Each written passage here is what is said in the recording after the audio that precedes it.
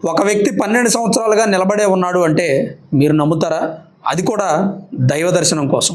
అలా నిలబడి ఉండడం వల్ల అతని కాళ్ళు పూర్తిగా వాచిపోయాయి.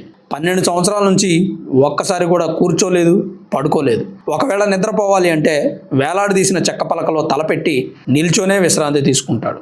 ఆయనే గుజరాత్కి చెందిన శ్రీ దులాల్ గిరి మహారాజ్. ఆయన ఒక సాధువు. 12 సంవత్సరాల నుంచి నిలువుగాళ్ల మీద నిలబడే ఉన్నాడు. ఇదంతా చేస్తుంది ఆ పరమశివుడి దర్శనం కోసం. హిందూ సాంప్రదాయంలో దీన్నే బిడా తపస్సు అంటారు.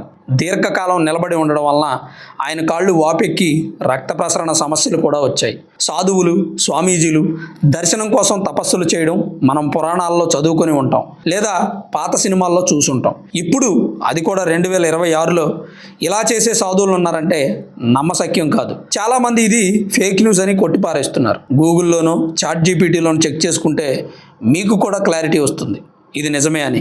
మనిషి తలుచుకుంటే సాధించలేనిది ఏదీ లేదు. మనోధైర్యం, గుండె నిబ్బరం కావాలంతే.